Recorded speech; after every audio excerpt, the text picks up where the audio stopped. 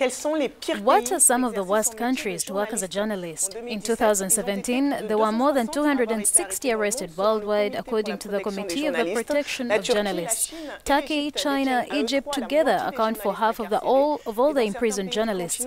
In some countries on the continent, the situation is alarming and press freedom is more threatened than ever. Well, that's right, Barbara. And this pattern only reflects a dismal failure by the international community to address a global crisis in freedom of the press. Egypt is among the worst 3 jailers responsible for jailing 134, or 51% of the total number of jailed journalists. Eritrea is also among the leading jailers of journalists in 2017 with 15 cases. According to the Committee to Protect Journalists, that is the CPJ, 74% of the journalists are imprisoned on anti-state charges, many under broad or vague terror laws. Although many journalists cover multiple beats, politics was the most dangerous, covered by 87% of those jailed.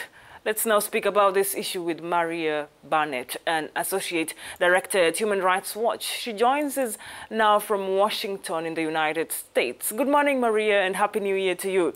So what can the international community do to defend the rights of journalists? So it's incredibly important for leaders from all countries to support the right to information and the importance of free expression. It's not that it's an unconditional right, but the solution to speech that leaders or countries may not like is generally more speech. People can put out their own information with all the different forms of communications nowadays, including social media. There are lots of ways to release information. If someone reports on something and there are other facts that someone believes need to be available, they should release those rather than arresting or beating or in some cases even killing the journalist in question. So when it comes to East Africa, we have a lot of concerns about the way journalists are treated by government officials, by police, and also by media owners who often worry a great deal about their working relationship with government.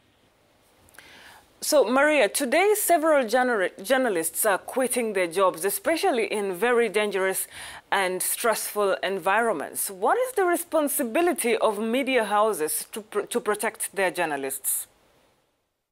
Yeah, it's something that we've looked at in many different contexts, and ultimately, as a human rights researcher, we look at the responsibility of governments, but clearly media owners and media houses can play an important role in protecting the rights of their employees. One of the things we've long advocated for is to ensure that particularly freelancers, but all journalists, have access to legal counsel should they have problems or face interrogation from authorities.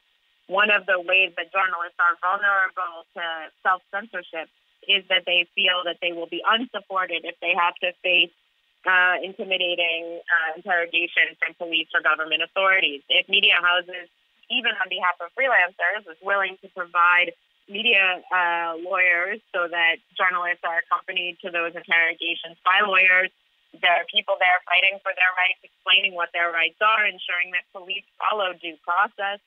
That can be an important step to empowering journalists, to making them feel that they might be on more solid ground.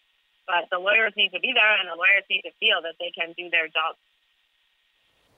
And can this trend change in 2018 for journalists in Africa, Maria?